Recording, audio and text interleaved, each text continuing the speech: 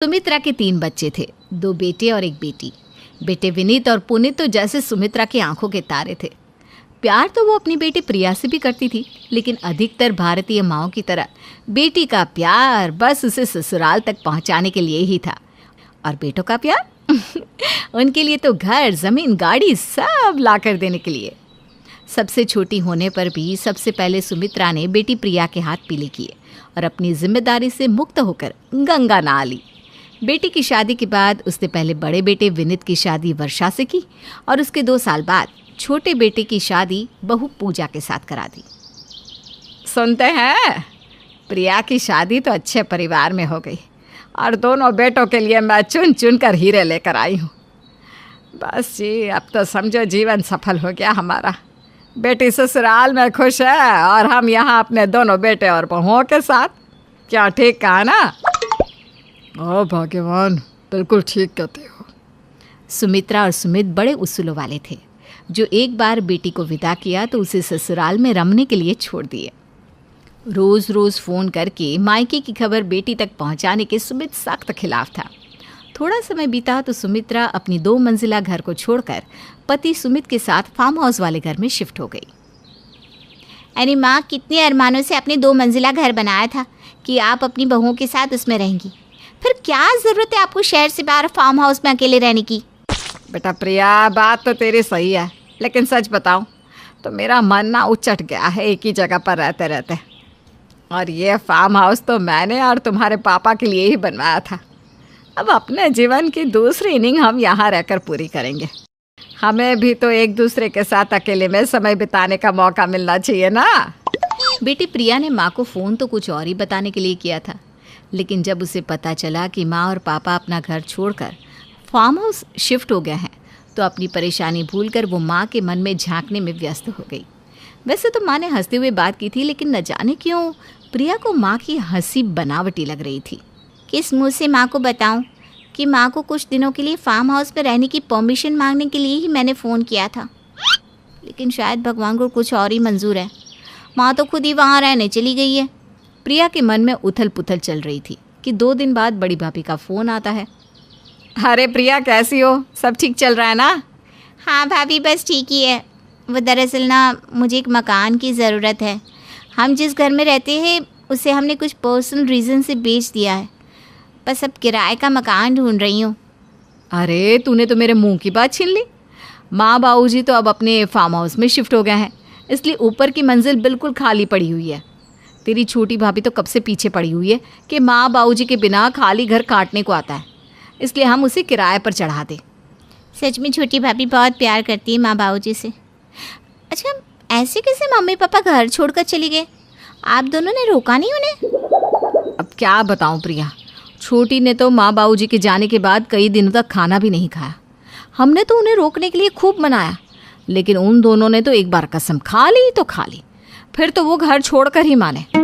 क्या कह सकते हैं, माँ बाबूजी को थोड़ी प्राइवेसी चाहिए थी। अच्छा, वैसे बात तो छोटी भाभी ठीक ही कह रही है। माँ पापा नहीं है तो एक फ्लोर खाली ही होगा। आप लोग देखो कोई अच्छा किराएदार मिल जाए तो। मैं भी देख रही हूँ 20,000 तक कोई मकान मिल जाए तो जल्दी से शिफ्ट हो जाऊँ। ननद की बात सुनकर बड़ी भाभी बातों को गोल मोल घुमाकर फ़ोन रख देती है। बड़ी चालू है ये प्रिया। जैसे ही इसे पता चला कि मैं किराएदार ढूंढ रही हूँ, तुरंत अपने लिए मकान ढूंढने का रोना रोने लग गई। मैं क्या बेवकूफ़ हूँ जो अपनी ननद को घर किराए पर दूंगी? बाबा, रिश्तेदारी से तो दूर ही भले। बड़ी भाभी को जल्द ही एक किराएदार मिल जाता है जो पूरे 18,000 में ऊपर का फ्लोर किराए पर लेने को राज़ी हो जाता है। भाभी, आजकल सीधे होने का ना कोई फ़ायदा नहीं है। मैं तो कहती हूँ पहले ही दिन रेंट एग्रीमेंट करके कागज़ इस किराएदार के मुंह पर मार दो। इससे हमारी भी पूरी सेफ्टी रहेगी और एडवांस भी किराया भी मिलेगा हमें। सही बोल रही हो छोटी। ऐसा करते हैं, 3 महीने का एग्रीमेंट कर लेते हैं, बाद में आगे बढ़ा लेंगे। किराएदार के साथ 3 महीने का एग्रीमेंट करके वर्षा और पूजा बहुत खुश थी। अब तो घर बैठे 18,000 उनकी जेब में आने वाले थे। दोनों के पेट में तितलियां नाच रही थी, क्योंकि दोनों को 9,000 जो मिलने वाले थे। धीरे धीरे समय बीतने लगता है। 1 सप्ताह के बाद किराएदार मनोज अपने साथ 2-3 लड़कों को लेकर घर आता है। देर रात तक तेज आवाज में गाने बजाकर वे तीनों पार्टी करते और सुबह 4 बजे नशे में धूत होकर मनोज के दोस्त वहां से चले जाते हैं। देख रही है छुटकी, ये कैसे आदमी को किराए पर रख लिया हमने। कौन शरीफ आदमी अपने घर में ऐसे आदमियों को बुलाकर शराब पिलाता है। अगर इसे ज़्यादा दिन तक रखा ना तो मोहल्ले में हमारा उठना बैठना मुश्किल हो जाएगा। अरे माना कि हमारे बच्चे अभी छोटे हैं, लेकिन और भी तो लोग हैं जिनके घर पर बहन बेटियां हैं। अगर इसे छूट दी तो ये कॉलोनी का माहौल बिगाड़ देगा। अब क्या करे भाभी, अगर 3 महीने से पहले उसे निकाला तो एग्रीमेंट के अनुसार उसे उसका पूरा डिपॉजिट वापस करना होगा। अरे आग लगी इस नास बेटे के डिपॉजिट में।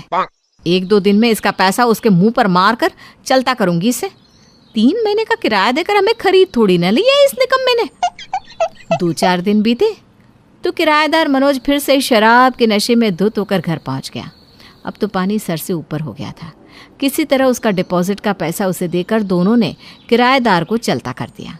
दोनों देवरानी जेठानी एक बार फिर किराएदार ढूंढ रही थी, लेकिन अब उनकी हालत दूध से जले बिल्ली की तरह हो गई थी जो छाछ भी फूंक फूंक कर पीती है।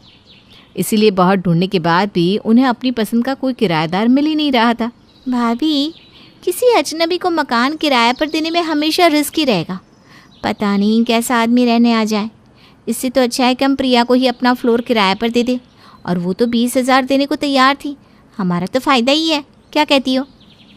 हाँ, बात तो तेरी सही है। प्रिया को किराए पर रखने में एग्रीमेंट और कागज़ बनाने के झमेले में भी नहीं फंसना पड़ेगा, और अगर नहीं जमा तो सीधा सीधा बोल देंगे कि हमारा फ्लोर खाली कर दो। दोनों देवरानी जेठानी आपस में अच्छी से सलाह मशवरा करने के बाद प्रिया को फ़ोन करती है। प्रिया, बड़ी भाभी बता रही थी कि तुम किराए पर रहने के लिए कोई मकान तलाश कर रही हो। तुम्हें मकान मिल गया क्या? नहीं भाभी, अभी तो नहीं मिला। आप तो जानती हो कि आजकल अच्छा पारिवारिक माहौल वाला मकान मिलना आसान थोड़ी ना है। कहीं मकान पसंद नहीं आता तो कहीं रहने वाले लोग। मैं तो ढूंढ ढूंढ कर थक गई हूँ। तुम्हारी परेशानी हम समझते हैं प्रिया। एक काम करो, तुम्हें मकान की ज़रूरत है और हमें किराएदार की, तो क्यों ना तुम हमारे ही ऊपर वाले फ्लोर पर आकर रहना शुरू कर दो। लेकिन भाभी, अपने मायके में आकर रहना मुझे कुछ ठीक नहीं लग रहा। अरे नहीं नहीं नहीं नहीं, तुम ऐसा क्यों सोचती हो कि तुम मायके में आकर रह रही हो? हम तुम पर कोई एहसान थोड़ी ना कर रहे हैं। तुम तो बस एक किराएदार की तरह आकर यहाँ रहो। जैसे तू कहीं और किराया देगी वैसे ही हमें दे देना। हम भी निश्चिंत रहेंगे कि अच्छे लोग हमारे ऊपर वाले फ्लोर पर रह रहे हैं। वो क्या है ना, जैसे अच्छा मकान मिलना मुश्किल है, वैसे ही अच्छा किराएदार ढूंढना भी बड़ा मुश्किल काम है। अच्छा भाभी, आप इतना कह रही है तो ठीक है, जैसा आप कहें। मैं आ जाती हूँ, लेकिन अभी से बता दे रही हूँ, मैं 20,000 से ज़्यादा नहीं दे पाऊँगी। कोई बात नहीं प्रिया, घर की बात है। 2-4 हज़ार रुपये कम ज़्यादा हो भी जाए तो कोई फ़र्क नहीं पड़ता। भाभी की बात सुनकर ननद प्रिया अपने परिवार को लेकर ऊपर वाले फ्लोर पर रहने के लिए आ जाती है। भाभी, पवन जी पूछ रहे थे कि भाभी ने कोई रेंट एग्रीमेंट क्यों नहीं बनवाया। आप कहे तो हम एग्रीमेंट बनवाकर एडवांस किराया देने के लिए भी तैयार हैं। अरे नहीं नहीं प्रिया, घर की बात है। तुम्हारे साथ इन सब फॉर्मेलिटी में पड़ने की क्या ज़रूरत है। कोई एडवांस की ज़रूरत नहीं है। तुम बस हर महीने अपना किराया देती रहना, इतना ही बात है। भाभी की बात सुनकर प्रिया बिल्कुल निश्चिंत हो जाती है और बड़े आराम से अपने मायके में किराएदार बनकर रहने लगती है। शुरुआत में तो कुछ दिन सब कुछ बहुत अच्छे से चलता है, लेकिन धीरे धीरे भाभियों को ये समझ में आने लगता है कि यहाँ ननद प्रिया किराएदार कम और मकान मालकिन बनकर ज़्यादा रहने लगी है। अब वो बात बात में अपनी धौंस जमाने लगी थी। कई बार तो प्रिया भाभियों को भी उल्टी सीधी बातें सुना देती थी। अब सारी बातें भाभियों के बर्दाश्त से बाहर होती जा रही थी। एक दिन बड़ी भाभी ने छोटी से कहा, ये प्रिया कुछ ज़्यादा ही नहीं बोलने लगी। अरे हमने इसे यहाँ किराएदार बनाकर रखा था और ये तो ऐसे व्यवहार करती है जैसे वो यहाँ की मालकिन है और हम किराएदार। लगता है इसकी अकल ठिकाने लगानी पड़ेगी। आप ठीक कह रही हैं भाभी, मैं तो खुद आपसे यही बात कहने वाली थी कि शायद अब हमें नया किराएदार ढूंढना चाहिए। मेरी मम्मी कहती है कि किराएदार ज़्यादा दिन किसी मकान में रहते हैं तो खुद को मकान मालिक समझने लगते हैं। और ये तो वैसे भी इस घर की बेटी है, इसलिए खुद को इस घर की मालकिन ही समझने लगी है और हमें नौकरानी। अरे इसके जासियों को तो मैं अपनी जेब में लिए घूमती हूँ। ये बड़ी मालकिन बनने वाली। अब जब घर में हमने इसकी माँ की नहीं चलने दी तो ये कौन से खेत की मूली है। अभी बताती हूँ इसे।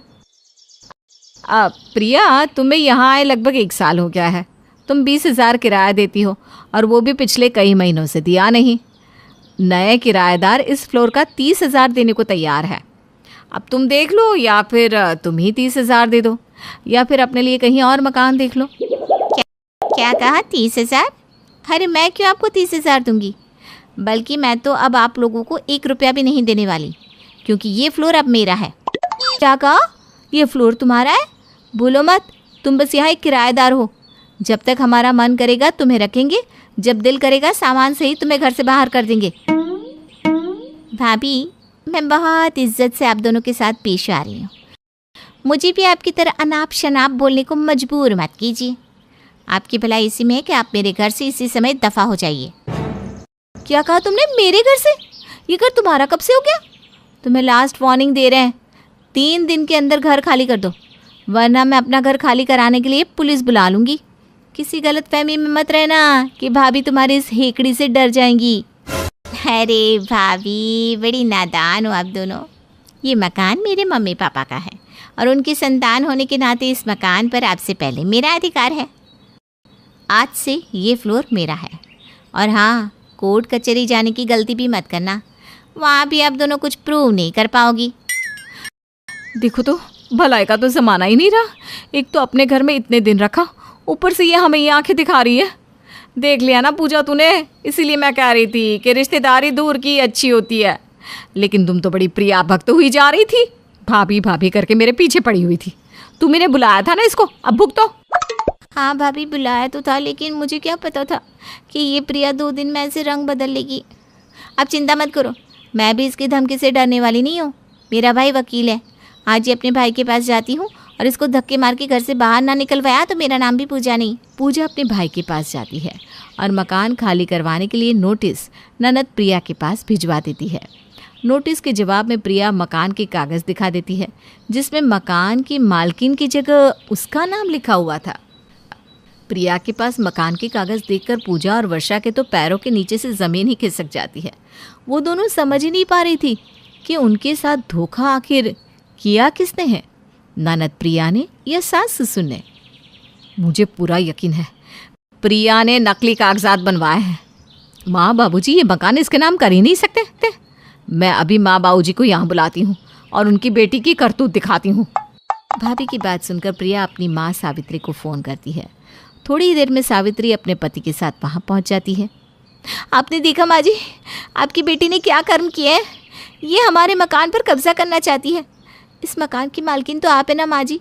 अब आप ही अपने हाथों से धक्के मारकर इसको घर से बाहर निकालिए, तब इसे अपनी औकात समझ में आएगी। इतने सब तमाशा के बीच दोनों बेटे पुनीत और विनीत भी घर आ चुके थे।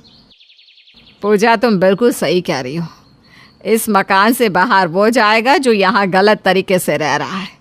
इसलिए तुम दोनों की समझदारी इसी में है कि 30 दिन के अंदर मकान खाली करके दोनों यहाँ से दफा हो जाओ, वरना पुलिस में केस अब मैं करूँगी। क्या? इसका मतलब माँ जी ये सब आपका किया धरा है? ये मकान मैंने अपनी पति की कमाई से बनाया है। इस पूरे मकान में तुम्हारे पतियों की कमाई की एक ईंट भी नहीं लगी। इसलिए जिसे मेरा मन करेगा उसे मैं ये मकान दूंगी। तुम दोनों दहेज में लाई थी क्या ये मकान? ये मकान मैं अपनी बेटी को दे चुकी हूँ। तुम सबको क्या लगा था कि तुम माँ के साथ कुछ भी कर लोगे और माँ कुछ भी नहीं करेगी? वो तो अच्छा हुआ कि आपके यहाँ किराए पर आने के बाद एक दिन मैं माँ से मिलने के लिए फार्म हाउस गई थी। माँ तो मुझे कुछ बताना ही नहीं चाहती थी। तभी पापा बाज़ार से राशन लेकर घर में घुसे। पापा को बाइक चलानी आती नहीं, इसलिए पापा बाज़ार से पैदल ही सामान लेकर आए थे। वज़न उठाने के कारण वो बुरी तरह से हाँफ रहे थे। उन्हें देखकर मैंने कहा, पापा क्या ज़रूरत थी आपको इस उम्र में अकेले आकर यहाँ फार्म हाउस पर रहने की? जीवन भर तो आप दोनों यही राग आलापते रहे कि दोनों बेटों की शादी करके पोते पोतियों के साथ मज़े से अपनी ज़िंदगी बिताएंगे, और अब जब उनके साथ रहने का समय आया तो आप लोग यहाँ अकेले रहने के लिए चले आए। यहाँ इस जंगल में अकेले फार्म हाउस में आप लोगों को क्या आनंद आ रहा है? मेरी बात सुनकर माँ की आंखों से आंसू आ गए। बेटा, कुछ काम इंसान अपनी इच्छा से नहीं, मजबूरी में भी किया करता है। बस तू ये समझ ले कि यहाँ आकर रहना हमारी खुशी नहीं बल्कि मजबूरी है। माँ की बात सुनकर मैं हैरान रह गई थी। क्या कह रही हो माँ? ठीक से बताओ, मैं कुछ समझी नहीं। बेटा, उस घर में रहकर अपना आत्मसम्मान बचाए रखना अब हम दोनों के लिए बहुत मुश्किल हो रहा था। दोनों बहुएं हमसे सीधे मुंह बात तक नहीं करती थी। जब से तुम्हारे पापा रिटायर हुए हैं, वे दोनों तो हमारे निवाले तक गिनने लगी थी। ना समय पर खाना बना कर देती थी, ना ही कभी बच्चों को हमारे पास बैठने देती थी। मुझे भी आकर काम पकड़ा जाती और हर समय खाली बैठकर रोटी तोड़ने के ताने देती। एक दिन तो उसने तुम्हारे पापा से कहा कि दिन भर यहाँ बैठकर अखबार पढ़ते रहते हो, ये नहीं कि सुबह उठकर घर की सफाई कर दिया करो। मैंने जीवन भर उनसे कभी झाड़ू को हाथ भी नहीं लगवाया और बहू के राज में वो बेचारे सुबह 5 बजे उठकर पूरे घर की सफाई करने लगे। बस अब और अपमान मुझसे बर्दाश्त नहीं हो रहा था, इसलिए हम दोनों वो मकान बेटा बहू को सौंप कर यहाँ चले आए। यहाँ आकर कम से कम 2 रोटी इज्जत से तो खा रहे हैं। माँ, इतना सब कुछ हो गया, लेकिन आपने मुझे कभी कुछ नहीं बताया। मुझे तो आपने कभी अपनी संतान समझा ही नहीं। बस शादी क्या हुई, मुझे दूध में से मक्खी की तरह निकाल कर अलग फेंक दिया। अगर आपके बेटे आपके काम नहीं आए तो कम से कम एक बार अपनी बेटी को ही याद करके देखा होता। मेरी बात सुनकर माँ और बाबूजी रोने लगे। तू सही कह रही है बेटा। शादी के बाद हम अपने बेटे और बहू के नशे में इतने डूबे हुए थे कि हमने तो कभी तेरी तरफ पलट कर भी नहीं देखा। हमें माफ़ कर दे, लेकिन अब मैं अपनी भूल सुधारूंगा। ये मकान जिसमें तू किराएदार बनकर रह रही है वो तेरे ही नाम करूंगा। अब तू इस मकान की मालकिन बनेगी और वो दोनों घर से बाहर निकलेंगी। जो बच्चे माँ बाप का सम्मान नहीं कर सकते, उन्हें माँ बाप की संपत्ति में हिस्सा लेने का कोई अधिकार नहीं है। बस उसके बाद माँ बाबूजी ने मकान मेरे नाम कर दिया और मैंने भी आप दोनों को सबक सिखाने के लिए ही ये किया। प्रिया की बात सुनकर दोनों बहुएं अपने किए के लिए सास ससुर से माफ़ी मांगने लगती है। माफ़ी मांगने से अब कुछ नहीं होगा। सास ससुर की संपत्ति तो सबको अच्छी लगती है, लेकिन उन्हें 2 रोटी देना और सम्मान से जीने देना ये इतना भारी क्यों लगता है? तुम चारों अब यहाँ से जाओ, हमारे घर में तुम्हारे लिए कोई जगह नहीं है। ससुर की बात सुनकर दोनों बेटे अपने परिवार को लेकर वहाँ से चले जाते हैं। सोनम का ससुराल शहर में होता है। उसकी शादी रोनित से हुई होती है। उसका मायका गांव में होता है और अब वो कुछ दिनों के लिए अपने गांव में माँ नीलिमा, पापा ओमकारनाथ, भाई पारितोष और भाभी मैथिली से मिलने वहाँ रहने आती है। देखते हैं अब क्या होता है जब शहर से आई ये ननद भाभी मैथिली के पास गांव में आती है। अरे वाह वाह वाह, हमारी बच्ची, हमारी जान सोनम बिटिया, रुक जा, तेरी आरती उतारती हूँ। आ मैथिली बहू, जा जल्दी से आरती की थाली लेकर आ गई आफत। चलो महारानी की सेवा में लग जाओ। मैथिली पूजा की थाली लेकर आती है और फिर नीलिमा सोनम की आरती उतारती है। सोनम को घर में लाती है और उसे खटिए पर बिठाती है। सोनम, अब तो तुझे मखमली पलंग, एसी, टीवी, फ्रिज इन सब की आदत हो गई होगी। थोड़े दिन यहाँ एडजस्ट करना होगा। नहीं नहीं पारितोष भाई, ऐसी कोई बात नहीं है। मैं हर कंडीशन में रह सकती हूँ, नो इश्यू। लेकिन जैसे मैं निकली थी इस गांव से शादी के बाद और अब इस गांव को देखकर तो ज़मीन आसमान का फ़र्क लग रहा है।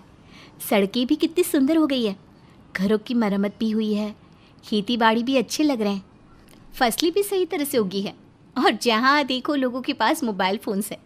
अच्छी डेवलपमेंट हुई है भाई। बस इस घर में ही डेवलपमेंट नहीं हुई। हाँ मैथिली बहू। क्या हुआ भाभी, आप ऐसे क्यों बोल रहे हो? अब क्या बताऊँ तुम्हें मैं सोनम।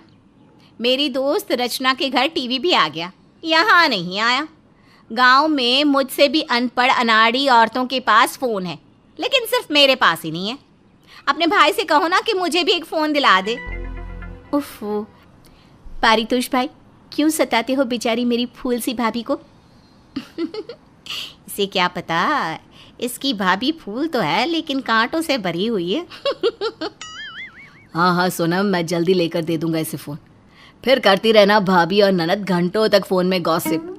सोनम अपने सभी घर वालों को अपने फ़ोन में शहर के फ़ोटोज़ दिखाती है और उन्हें बताती है कि शहर में रहने के कितने फ़ायदे हैं। अरे वाह वाह वाह, शहर में रहना तो वाकई में किसी सपनों से भरी जिंदगी को जीने से कम नहीं। एग्जैक्टली माँ, शहर में घर से बाहर निकलते ही हर एक चीज़ की दुकान होती है। वहाँ गांव की तरह एक टूथपेस्ट लेने के लिए घंटों तक बाजार में नहीं जाना पड़ता। वहाँ पर 24 घंटे हलचल लगी ही रहती है और शहर के नज़ारे, समंदर, सड़कें, गलियाँ सब एकदम देखने लायक होते हैं। हाय, ये तो सच में सपनों जैसा जीवन है। हाँ, मैं तो माँ को कब से कहती आ रही हूँ, अब भी यही कहूँगी कि आ जाओ शहर में रहने। गांव में कुछ नहीं है। पारितोष भाई, आपने भी गांव में जो पढ़ाई की है उसके बदले आपको शहर में 2 गुना 3 गुना पैसा मिल सकता है। वहाँ जॉब अपॉर्चुनिटीज़ बहुत अच्छी हैं और डेवलपमेंट भी। अरे वाह, अब तो हमारा भी मन कर रहा है कि हम भी चले आए शहर में ही और वहीं बस जाए। बात तो तुमने सही कही है सोनम, लेकिन शहर में रहने का बहुत खर्चा होगा। वहाँ सब कुछ गांव से कई गुना ज़्यादा महंगा रहता है। उस पॉइंट ऑफ व्यू से देखा जाए तो गांव में रहना ही बेटर है। पारितोष, तुम तो ना इस गांव की मिट्टी में ही धस जाओ। और तो कुछ होने से रहा तुमसे। अरे कब तक एक ही तरह की जिंदगी जिएंगे? थोड़े बदलाव आने भी तो ज़रूरी है। हाँ पारितोष भाई, अगर आप सब शहर आओगे तो मैं भी तो बहुत खुश हो जाऊंगी, क्योंकि मेरा मायका, मेरा घर, मेरी माँ, पापा, भाई, भाभी, आप सब मेरे पास ही रहोगे, चंद कदमों की दूरी पर। सोनम अपने मायके वालों को शहर के बारे में गहराई से जानकारी देती है और मैथिली ठान ही लेती है कि वो तो अब शहर जाकर ही रहेगी। और इसीलिए जितने दिन सोनम गांव में रहती है, मैथिली उसे शहर के बारे में ही पूछती रहती है कि वहाँ घर कैसे लेते हैं, नौकरी कैसे ढूंढते हैं, सुपरमार्केट क्या होता है, और भी कई सारी चीज़ें और टर्म्स जिन्हें जानना बहुत ज़रूरी होता है। भाभी, आई होप कि आप समझ गई हो कि यहाँ से कैसे घर बुक करना है। ये लीजिए मेरा लैपटॉप, और इसमें आप अपने लिए भी जॉब्स ढूंढ सकती हो। अच्छा, और वो तुम जो कह रही थी, वो ओनर घर के कौन है तुम्हारे? घर के पास के बिल्डिंग के? ओह हाँ, मैं पारितोष भाई को मिस्टर दीक्षित का फ़ोन नंबर भेज देती हूँ, फिर वो आसानी से उन्हें कांटेक्ट कर सकते हैं और आप दोनों यहाँ बैठे ही अपना घर पहले से ही देख सकते हैं। अच्छा घर ही देखिएगा, माँ और पापा का सपना फाइनली पूरा हो ही जाएगा। I am very very happy. हाँ हाँ, मैं भी बहुत बहुत हैप्पी हूँ और साथ ही एक्साइटेड भी हूँ। हाँ एक्साइटेड नहीं भाभी, एग तो अंडा होता है ना, एक्साइटेड भाभी। अरे हाँ, वही वही एक्साइटेड। ननद हो तो ऐसी। तुम सच में ना बहुत अच्छी हो सोनम। अरे बस बस, आप लोग जल्दी से शहर आ जाइए, आई मीन मुंबई आ जाइए, फिर हम दोनों ननद भाभी मिलकर हर शाम पार्टी करेंगे। Mumbai is just beyond amazing, you'll definitely love it भाब्स।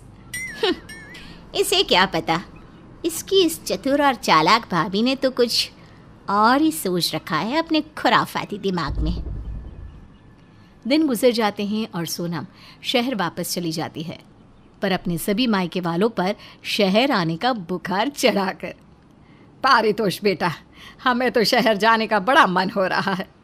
इसमें नुकसान तो होगा, लेकिन उससे भी ज़्यादा फ़ायदा होगा जब तुझे अच्छी नौकरी मिलेगी। अल्लाह, नीलिमा सही कह रही है। हाँ माँ, पापा, मैं और मैथिली भी वही सोच रहे थे, पर अब हम अपना बोरिया बिस्तरा भर के सीधा शहर के लिए रवाना तो नहीं हो सकते ना। प्लानिंग भी तो करनी पड़ेगी, उसमें भी समय लगेगा। आप दोनों निश्चिंत रहिए माँ जी, पापा जी। ऐसा कहकर मैथिली नीलिमा और ओमकारनाथ को चुप करा देती है। वो शहर में रहने की सारी तैयारी कर देती है और सब एडजस्टमेंट पूरी कर लेती है। फिर बाद में अपने कमरे में मैथिली पारितोष को सुनाती है। एक बात बताओ, हमने जो शहर में जाकर सेटल होने का फैसला लिया है, तो हम दोनों ही जा रहे हैं या फिर माँ जी और पापा जी को भी ले जाना पड़ेगा? अरे कैसी बात कर रही हो मैथिली? माँ और पापा को हम गांव में अकेला थोड़ी ना छोड़ सकते हैं। हम शहर में कुछ दिन घूमकर वापस नहीं आने वाले गांव। हम हमेशा के लिए शहर में सेटल होने जा रहे हैं, समझ रही हो ना तुम? चुप रहो तुम। तुम्हें पता भी है शहर में रहने के लिए एक आदमी का ही कितना खर्चा होता है। घर, खाना पीना, रहना सहना, सब कुछ महंगा है वहाँ पर। सब कुछ देखना पड़ेगा ना। एक इंसान का खर्चा निपटाते निपटाते ही दम निकल जाएगा, और तुम अपने माँ और पापा को भी ले चलना चाहते हो। इतने पैसे हैं क्या तुम्हारी तिजोरी में? हैं तो ले चलो, मुझे कोई दिक्कत नहीं। तुम जो कह रही हो वो भी एक तरह से सही है, पर फिर क्या करें अब? उन्हें यहाँ हम उनसे कहेंगे कि शहर में सेटल होना इतना आसान नहीं है। उधर जाकर रहना, फिर काम ढूंढना, उस सबको होने के लिए टाइम लगता है। और जैसे ही मौका मिलेगा हम उन्हें बुला लेंगे। हाँ, ये सही है। वैसे भी हम कोई झूठ थोड़ी ना बोल रहे हैं जो हम उन्हें कहेंगे। अरे वही होने वाला है, वही तो हकीकत है। पारितोष और मैथिली शहर जाने की सारी तैयारियां कर लेते हैं और वो नीलिमा और ओमकारनाथ को कहते हैं कि वो उन्हें अभी नहीं ले जाएंगे। वो उन्हें सारी बात भी बताते हैं कि आखिर वो उन्हें क्यों नहीं ले जाना चाहते हैं गांव से। ठीक है पारितोष बेटा, मैथिली बहू, तुम लोग जाओ वहाँ पर। हम यहाँ प्रार्थना करेंगे कि तुम्हें जल्द से जल्द नौकरी मिल जाए और सेटल हो जाओ, ताकि हम भी शहर आ सके जल्द से जल्द। क्यों जी? ओह बिल्कुल। पारितोष और मैथिली बड़ी ही चालाकी से मीठे बोल बोलकर नीलिमा और ओमकारनाथ के पैर छूकर उनका आशीर्वाद लेते हैं और फिर गांव से शहर चले जाते हैं। और सोनम शहर में रहकर बस इसी बात का इंतज़ार करती रहती है कि कभी उसके माँ पापा शहर आएंगे और वहाँ गांव में बैठे नीलिमा और ओमकारनाथ बेचारे बस इसी उम्मीद और आस पर टिके रहते हैं कि जल्द ही पारितोष और मैथिली उन्हें शहर जाने के लिए लेने आएंगी।